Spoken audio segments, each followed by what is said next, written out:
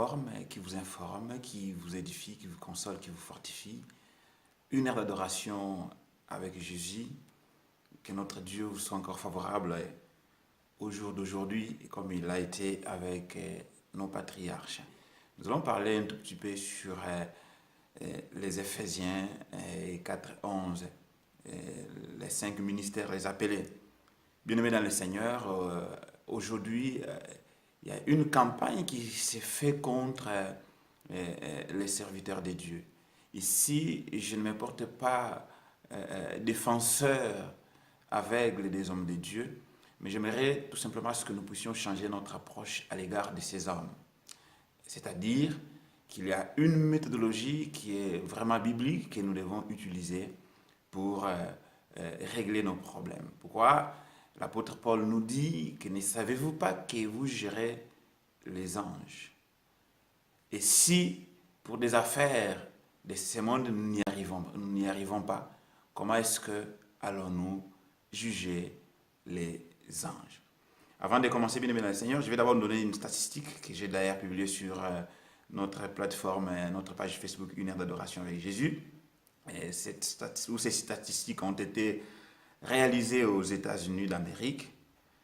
Alors, au cours de cette enquête, il se trouve qu'aux États-Unis, 97%, nous qui sommes en Belgique, c'est 97%, 97% de pasteurs ont été trahis faussement, accusés ou blessés par des amis fidèles. 94% ou 94% des familles des pasteurs sont touchées par la pression du ministère. 90%, 90% des pasteurs disent travailler entre 55 et 75 heures par semaine. 80% des pasteurs sont découragés. 78% des pasteurs n'ont pas d'amis proches. 70% des pasteurs se battent contre la dépression. 10% des pasteurs vont jusqu'à la retraite. 7000 églises ferment chaque année. 1500 pasteurs démissionnent chaque mois. Bien aimé dans le Seigneur, si on en faisait les statistiques pour le monde entier, je pense qu'on en arriverait très loin, très loin, très loin. Et on constaterait que l'Église vraiment souffre. L'Église du Seigneur souffre, notamment par les comportements de nous qui faisons partie de cette Église. Or, nous sommes tous, en quelque sorte, les garants de cette Église. Nous devons veiller à ce que la lampe de l'Église ne s'éteigne. Je me rappelle en Israël, lorsque le fils de David s'est révolté contre son père, Absalom. David a voulu aller au combat, mais un des serviteurs a dit à David, « Toi, ne pars pas au combat parce que si on te tue, toi, on ne verra pas les milliers que nous sommes. On te verra. Et ce sera une honte pour Israël. Reste, nous irons au combat pour que la lampe d'Israël ne s'éteigne. » Je pense aussi qu'en tant qu'enfants de Dieu, nous sommes appelés à protéger la lampe qui est l'Évangile. Oui, certes, l'homme peut pécher, l'homme peut succomber, l'homme peut faire tout ce que son cœur veut, mais l'Évangile reste. Ici, bien-aimés dans le Seigneur, l'Évangile est en péril. À chaque fois que nous autres qui faisons l'évangélisation des rues, lorsque nous rencontrons des païens, quelle est la première parole qu'ils nous disent? Ah, dans vos assemblées, là, il se passe beaucoup de choses. Il y a des bêtises. Il y a des pasteurs sont des escrocs. Des pasteurs sont des sont de cela. Bien aimé, le monde n'allait pas savoir des choses comme ça. En effet, l'apôtre Pierre nous dit, au milieu des païens, ayez une bonne conduite, de sorte que là où ils vous accusent d'avoir commis le mal, qu'ils voient vos bonnes œuvres et qu'ils glorifient Dieu. Bien aimé dans le Seigneur, nous sommes à l'époque où, en tant que chrétiens, nous devons produire des bonnes œuvres, pour que nos œuvres qui sont bonnes, qui sont dignes, touchent les païens, enseignent les païens. Aujourd'hui, tout ce que les païens de nous, ou retiennent de nous, ce sont nos mauvaises œuvres. Ça, bien aimé dans le Seigneur, ça ne devrait pas exister au milieu des chrétiens. C'est pourquoi Philippiens 4:8 déclare que tout ce qui est juste, que tout ce qui est bon, que tout ce qui est approuvé soit l'objet de vos pensées. Soit l'objet de vos pensées. Bien-aimé dans le Seigneur, je me pose la question, qu'est-ce qui est, bien-aimé dans le Seigneur, l'objet de nos pensées actuellement? C'est de regarder le mal des autres, oubliant que nous tous nous sommes pécheurs, oubliant qu'il y a un seul qui est mort pour nous à la croix. Moi, je pense qu'au lieu de regarder les autres, il était vraiment nécessaire que chacun d'entre nous se regarde, hein, se regarde et pense à sa vie éternelle. Pourquoi? Parce que le salut, bien aimé dans le Seigneur, sera individuel. Le salut ne sera pas collectif. Je ne serai pas sauvé parce que mon pasteur aussi le sera ou pas. Je n'irai pas en enfer parce que mon pasteur ira en enfer. Le salut, bien aimé dans le Seigneur, il est individuel. Que chacun regarde plus à son comportement, que chacun regarde plus à sa manière de vivre avec le Seigneur, que chacun puisse vraiment chercher à harmoniser sa relation avec le Seigneur pour ne pas rater cet heureux événement qui est l'enlèvement qui nous attend dans un plus bref délai. Bien évidemment, même si le pasteur a péché, même si un serviteur a péché, mais il y a quand même la méthodologie, la procédure biblique. Il y a d'autres procès qui échouent au tribunal tout simplement parce qu'il y a eu vice de procédure. Bien aimé dans le Seigneur, je pense aussi que c'est la même chose. La Bible, elle se suffit à elle seule, à elle-même. La Bible n'a pas de réponse que nous devons aller chercher dans le code pénal des Français ou Congolais ou Angolais ou Ivoiriens. La Bible, c'est un code qui se suffit à elle-même. Et je pense que lorsque nous avons des problèmes, il y a des méthodologies bibliques. La Bible déclare, lorsque un frère tombe, lorsque tu constates qu'il a péché, que dois-tu faire? La Bible déclare, va d'abord le voir. Bien aimé, c'est vraiment une honte, je dirais une honte, je suis navré et écœuré de pouvoir constater que tous nos conflits, les conflits des chrétiens, se résout via les réseaux sociaux, se résout via la télévision et d'autres médias. Bien aimé dans le Seigneur, ça ne devrait pas être comme ça. Ça démontre tout simplement l'immaturité et la bassesse des chrétiens. Nos conflits ne devraient pas être étalés sur la place publique. Quand bien même tu constaterais, c'est comme entre frères, je constate que mon frère a péché, je ne peux pas tout d'un coup faire une vidéo, je ne vais pas tout d'un coup aller dénoncer ça. Et c'est là où nous confondons dénonciation.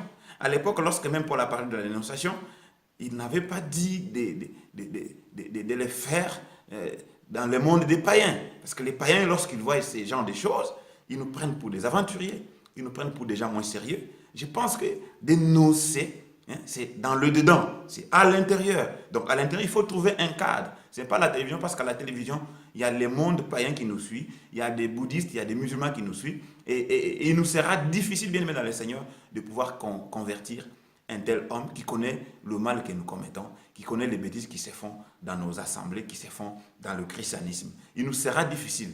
Et l'appréhension que peut posséder cette personne, c'est une appréhension de mépris à notre égard. Alors, c'est lui qui dénonce, il croit qu'il est à l'abri. Non, lorsqu'on parle chrétien, on ne voit pas qui est bon, qui est mauvais. Lorsqu'on parle chrétien, c'est d'une manière générale, c'est d'une manière globale. Tout le monde est dans le même sac. Alors, je pense qu'il y a une méthodologie qu'il faut suivre. Et la Bible déclare que lorsque tu as un problème, lorsque tu as constaté quelque chose contre ton frère, va, contacte-le en secret. Dis-lui. S'il ne t'entend pas, va prendre 2 personnes qui vont t'accompagner. Pourquoi 2 personnes? Parce que les aveux dans l'ancienne alliance n'étaient valides ou valables que sur la déposition de 2 personnes. Et déjà, plus toi, ça fait 3 personnes. Donc, tout ce que vous allez dire ou discuter avec le frère chrétien sera valide, sera digne de confiance. Va trouver 2 personnes, discuter les anciens, discuter. S'il n'entend pas, là, divulguer l'affaire où? Pas sur les médias sociaux, pas sur les réseaux sociaux, pas sur les télévisions, mais dans l'assemblée des dieux. Bien-aimés dans le Seigneur, voilà la procédure qui est préconisée bibliquement. Voilà la procédure que l'on nous demande bibliquement. On ne nous demande pas d'exposer les mal des autres. Et des fois, les personnes pour qui nous vilipendons, nous dénonçons le mal, ce sont aussi nos pères. Je pense qu'en tout enfant bien éduqué, tu dois veiller à protéger la nudité de ton père. Ce n'est pas couvrir le mal, tu dois veiller à ce que la nudité de ton père ne soit exposée. Nous connaissons tous, parmi les 3 fils de Noé, l'un a été maudit tout simplement parce qu'il a vu la nudité il n'a pas veillé à couvrir la nudité de son père. Il s'est mis à rigoler, il s'est mis à vilipender, et du coup, la malédiction est tombée sur lui. Et plusieurs parmi nous sont maudits tout simplement parce que ils n'ont pas péché, mais parce qu'ils se moquent de la nudité des pères. Et je pense aussi qu'en tout enfant bien éduqué, je ne peux pas sur un média social voir un pasteur qui a l'âge de mon père dire directement sorcier, magicien, occultiste, démon. Non, je ne peux pas le faire. Moi, mon fait papa, parce que mon père n'est plus de ce monde, il paie à son âme, il me disait toujours, cher fils, toute personne qui a l'âge que j'ai, tu dois les considérer comme moi. Tu dois lui donner du respect comme tu me les donnes. Je pense que ces valeurs-là, nous les avons perdues. Le respect mutuel, le respect des aînés.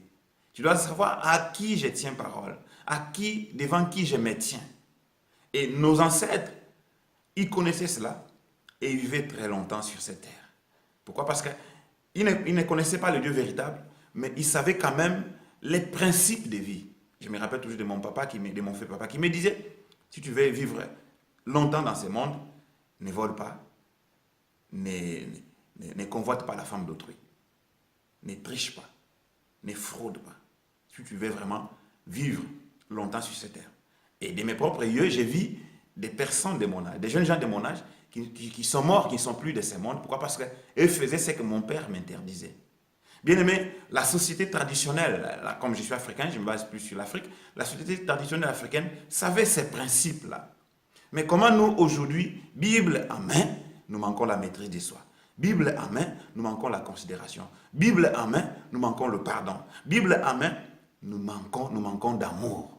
Et pourtant, dans 1 Corinthiens au chapitre 13, quand Paul a parlé des dons spirituels au chapitre manifestation des dons spirituels au chapitre 12 et exercice des dons spirituels au chapitre 14, et le chapitre 13, c'est un chapitre charnière qui démontre l'importance de l'amour, qui nous démontre comment est-ce que nous pouvons tout avoir, nous pouvons tout posséder les dons spirituels, mais si nous manquons l'amour, bien aimé dans le Seigneur, ça ne sert à rien d'être chrétien. Ça ne sert à rien d'être chrétien. Tu peux avoir les dons spirituels, voir tout ce qui se passe dans le secret, voir tout ce qui se passe dans l'intimité, dans la vie d'un président X assis dans sa chambre. Mais si tu n'as pas d'amour, bien aimé dans le Seigneur, tu es nul. Comment est-ce que la société d'aujourd'hui peut manquer d'amour? Moi, quand je vois tout ce qu'on dénonce, soi-disant, bien aimé dans le Seigneur, je pleure. Je pleure. Je pleure. Et pour la personne qui a commis, et pour l'Église du Seigneur, je pleure. Et quelle doit être l'attitude du chrétien qui voit ces choses? L'attitude du chrétien qui voit ces choses, elle est toute simple. Romains 15, 1. Que les forts soutiennent les faibles. Toi qui se vois fort, toi qui ne tombes pas dans les péchés, toi qui ne tombes pas dans l'impudicité, non, bien-aimé dans le Seigneur, intercède pour le pasteur qui n'y arrive pas. Intercède pour le frère qui n'y arrive pas. Intercède pour les sœurs qui n'y arrivent pas. Intercède pour l'Église. Intercédons, prions les uns les autres, nous dit la parole de Dieu. Nous qui sommes forts, nous devons supporter les faiblesses de ceux qui ne les sont pas. Et ne pas nous complaire en nous-mêmes. Ne pas chuchoter en nous-mêmes. Ne pas aller non plus chuchoter devant le monde, parce que le monde n'est pas chrétien. Nous devons avoir cette capacité de supporter, de soutenir, d'aider. Tu as constaté que tel n'arrive pas à abandonner les péchés d'impudicité. Bien aimé, parler ne suffit pas. Des fois, quand nous parlons, nous révoltons certaines personnes. Il y a d'autres personnes qui sont très sensibles. Il y a des personnes qui apportent plus d'importance à leur crédibilité. Et une telle personne qui entend que tel et tel ont divulgué ce qu'il a fait en secret, ça ne l'aide pas à progresser. Ça peut aussi être un démon qui ne les lâche pas. C'est peut-être par la prière que le frère peut du coup se ressaisir. C'est par la prière que le pasteur peut du coup se ressaisir. Pourquoi nous avons perdu les habitudes des premiers chrétiens? Nous sommes dans Actes des Apôtres, chapitre 12. Lorsque on a arrêté l'apôtre Pierre, qu'est-ce que l'Église faisait? La Bible déclare que l'Église était en prière. Mais au jour d'aujourd'hui, si on arrête un pasteur, qu'est-ce que les gens vont dire? Ah, Dieu l'a puni. Dieu l'a puni. Il s'amusait à annoncer la parole de Dieu alors qu'il n'était pas le vrai appelé. Dieu l'a puni. Vous avez vu? Dieu l'a puni. Mais dans l'église primitive, on a arrêté Pierre. L'église était en prière. Où est cette église qui prie? Où est cette église qui intercède? Esaïe s'exclame et dit, je m'étonne au milieu de vous parce qu'il n'y a personne qui intercède. Où est cette église qui prie et qui intercède? Où est cette église qui porte les fardeaux les uns les autres? Où est cette église qui a de la compassion? Où est cette église qui a de l'amour? Bien-aimé, Christ revient très bientôt. Changeons de mentalité. Bien-aimé, si tu te réjouis dans ces choses, en tout cas, moi je suis désolé. Je suis désolé.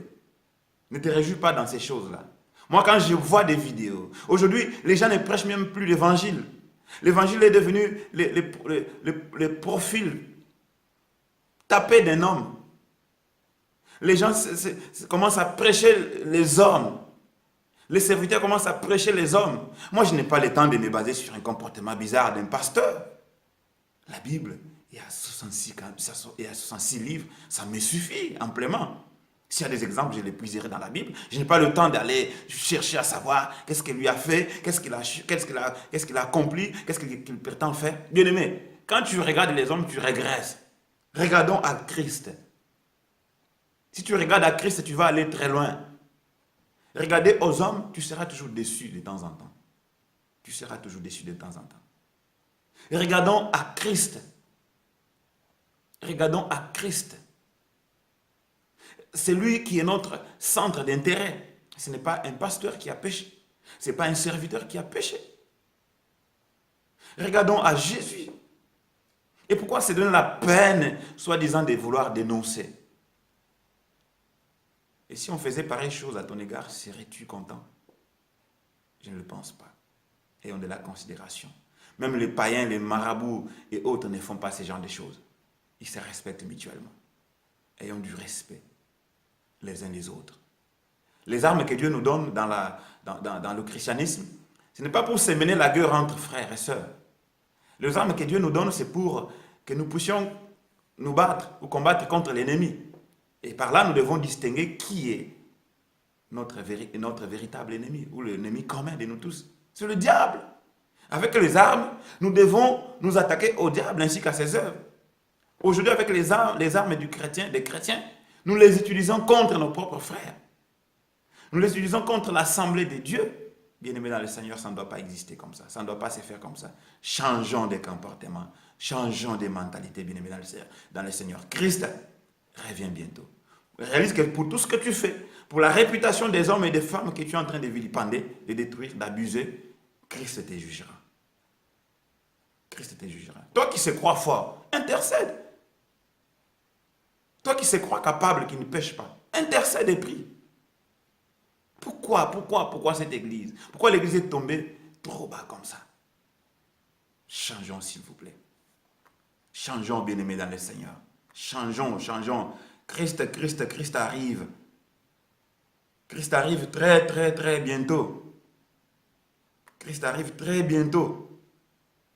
Et ici, Galates 6.1 nous dit, frère, si un homme vient à être surpris en quelque faute, vous qui êtes spirituels, alléluia, redressez-le avec un esprit de douceur. Et puis, mise en garde. Prends garde à toi-même, de peur que tu ne sois aussi tenté. Verset 2. Portez les fardeaux les uns des autres, et vous accomplirez ainsi la loi du Christ. Bien-aimé dans le Seigneur, où est cette église qui sait porter les fardeaux? Où est cette église qui a des personnes spirituelles? Ici, je me rends compte que beaucoup ne le sont même pas. Ils ne sont même pas spirituels. Bien-aimés dans le Seigneur, nous qui sommes spirituels, soutenons l'église. Où est cette église qui prie pour la mission? Aujourd'hui, on est persécuté dans le monde entier. Qui prend la peine, la tâche de prier pour les chrétiens de l'Orient, par exemple, qui sont persécutés? Qui prend la peine, la tâche de prier pour les chrétiens qui sont en Corée du Nord? Parce qu'en Corée du Nord, lorsqu'on t'attrape avec la Bible, tu es condamné d'office à mort. Mais où sont ces chrétiens-là qui prient, qui intercèdent pour nos frères chrétiens qui sont au Pakistan? Vous connaissez l'affaire de cette petite fille-là qu'on a accusée d'avoir déchiré le Coran. Alors que c'était l'imam lui-même qui avait déchiré le Coran.